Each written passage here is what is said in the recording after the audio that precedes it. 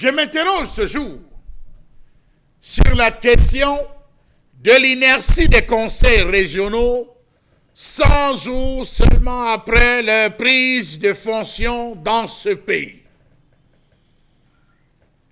Comment comprendre l'inertie des conseillers régionaux dans ce pays? On les voit qui errent dans les villes, on les voit qui se baladent, qui passent des journées dans des hôtels à prendre des tasses de café. On les voit se balader dans ce qu'on peut appeler leur entreprise. D'ailleurs, on ne sait même où se trouve leur siège. Pour beaucoup d'entre eux, ils passent plus de temps à se pavaner avec la gloire d'être appelés président régional. Quel est le jeu trouble du ministère de la décentralisation et du développement local, le ministère de l'économie et de la planification, le ministère des finances? Quelle était la nécessité de mettre en place les conseils régionaux si tout n'était pas fin prêt? Quelle était la nécessité de le faire? Point d'interrogation.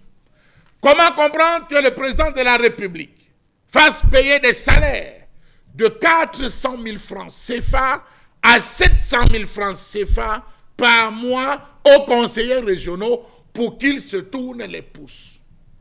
Les conseillers régionaux ne font rien.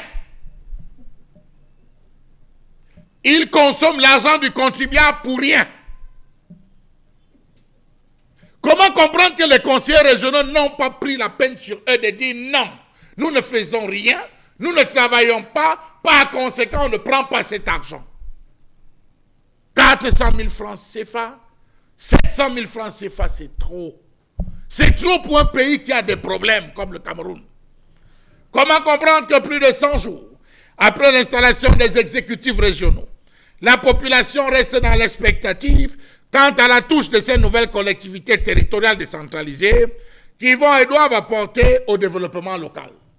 On a aperçu une seule fois le président du conseil régional du littoral en compagnie du maire de la ville Bassandiné lorsqu'il disait qu'il a curé les drains, en fait c'était des carnivores. C'est là on l'a aperçu et plus rien.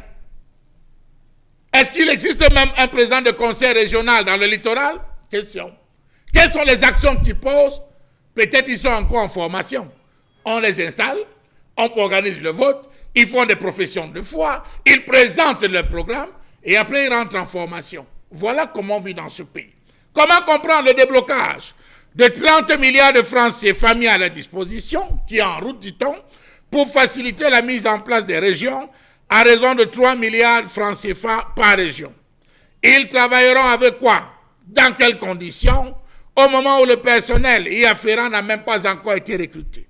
Savez-vous que ces 30 milliards, dit-on, serviront à couvrir les frais de cession des organes délibérants, les frais du personnel, les salaires des membres, le fonctionnement des services, et déjà 7 milliards de francs CFA ont été mis à disposition rien que pour le fonctionnement.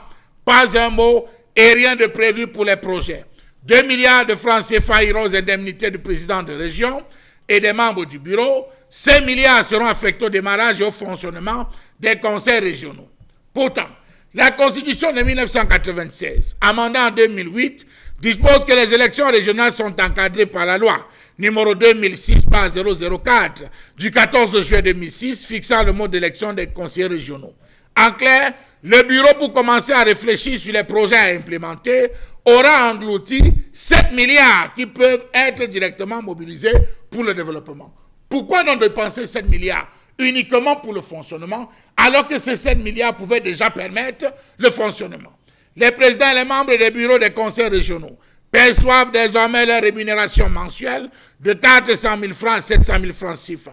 Voilà déjà des jours que les tout premiers présidents des régions et les présidents des conseils exécutifs régionaux ont été installés sur l'ensemble du territoire. 100 jours que les populations attendent encore voir les hommes de la région à pied d'œuvre. Où? Comment? Comment comprendre qu'à ce jour, l'on n'a toujours pas recensé une rencontre avec la population? Monsieur Polycarpe Mbarlok, quand avez-vous rencontré les populations du littoral? Question. Aucun chantier lancé, même pas une simple session. On nous annonce qu'on a commencé déjà dans certaines villes à aborder la question.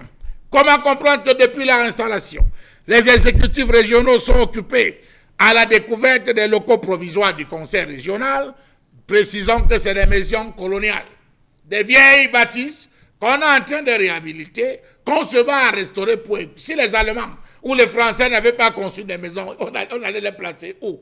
Autre question. Ils font les visites des futurs chantiers, des futurs sièges en chantier, des rencontres constantes avec le ministre de la décentralisation et du développement local, les séminaires par-ci, les ateliers par-là. Ils ont travaillé tout récemment, ils ont fait un séminaire dont les thématiques tournaient sur plusieurs, n'est-ce pas, et notamment l'élaboration du premier budget régional, la perspective d'arrimage de ces collectivités territoriales à la budgétisation par programme, autant de choses qui laissent les populations pantois. Question.